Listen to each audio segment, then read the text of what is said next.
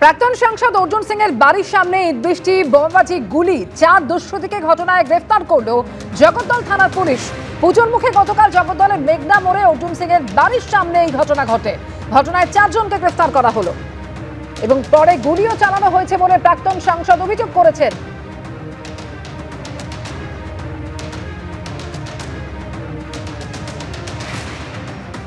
প্রাক্তন সাংসদ অর্জুন সিং এর বাড়ির সামনে ইট বৃষ্টি এবং পরে গুলি চালানো হয়েছে বলে অভিযোগ করেছেন তিনি।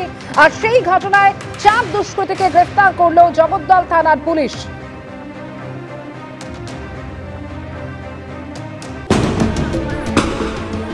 শ্যাম না সিং, কে আসল কিং?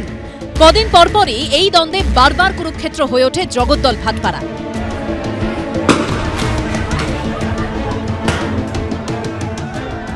একদিকে বিজেপি নেতা অর্জুন সিং, অন্যদিকে তৃণমূল বিধায়ক সোমনাথ শ্যাম, দুজন পরস্পরের দিকে আক্রমণ শানান আর এলাকাবাসী ভয়ে তটস্থ হয়ে থাকে।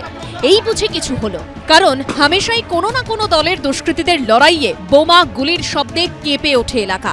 সাদা ধোঁয়ার সঙ্গে ছড়ায় আতঙ্ক, আর সেই সঙ্গে জোরালো হয়ে ওঠে কয়েকটা প্রশ্ন। এই এলাকায় পুলিশের ভূমিকা তাহলে কি? বারবার একই এলাকায় অশান্তি, তাহলে পুলিশ কি করে? এখানকার আইন শৃঙ্খলা পরিস্থিতি বারবার হাতের বাইরে চলে যায় কেন?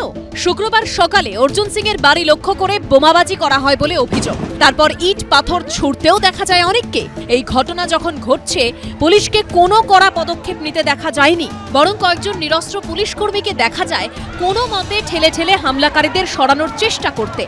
তাতে সেরকম কাজের কাজ আদৌ দেখা যায়নি, উল্টে পুলিশের সামনেই গুলি চালানোর হুমকি দিতে দেখা যায় কয়েকজনকে।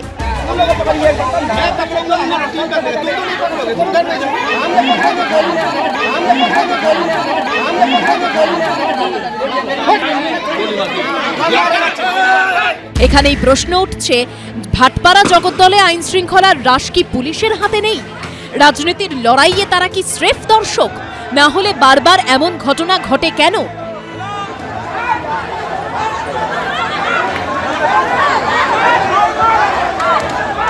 প্রত্যক্ষ বা পরোক্ষভাবে আমি পুলিশ প্রশাসনকেই দায়ী করব।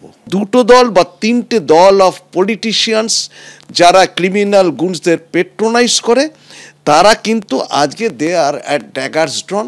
পুলিশকে কিন্তু শক্ত হাতে যদি না ধরতে পারে, তাহলে কিন্তু আগামী দিন কিন্তু এই ইন্ডাস্ট্রিয়াল এরিয়া, ব্যারাকপুরের প্রত্যন্ত অঞ্চল কিন্তু খুব বিপজ্জনক হয়ে যাবে সাধারণ মানুষের কাছে।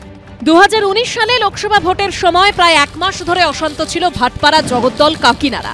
বারবার অশান্তি সামাল দিতেই 2019 সালে জগদ্দল থানা ভেঙে আলাদা ভাটপাড়া থানা তৈরি করা হয়। কিন্তু সেই থানা উদ্বোধনের দিনই মাত্র 100 মিটার দূরে দুষ্কৃতীদের গুলি বোমার লড়াইয়ে দুজনের মৃত্যু হয়। থানা এলাকা ভেঙে দিয়েও জগদ্দল ভাটপাড়ায় অশান্তি নিয়ন্ত্রণ করা যায়নি। শুধু গত কয়েক মাসের কথাই যদি ধরা হয়, 12 সেপ্টেম্বর ভাটপাড়ায় উদ্ধার হয় বোমা বোঝাই ব্যাগ। 20 জুলাই ভাটপাড়ায় বোমা ফেটে জখম হন 4 জন। 2রা জুন ভাটপাড়ায় অর্জুন সিং এর নির্বাচনী এজেন্টের বাড়ির সামনে বোমাবাজি হয়। একই দিনে নৈহাটিতে তৃণমূল পার্টি অফিসের সামনে বোমা পড়ে। অর্থাৎ প্রতি মাসে অশান্তির ঘটনা লেগেই থাকে, যার জেরে ভুক্তভোগী এলাকার সাধারণ মানুষ। এবিপি আনন্দ।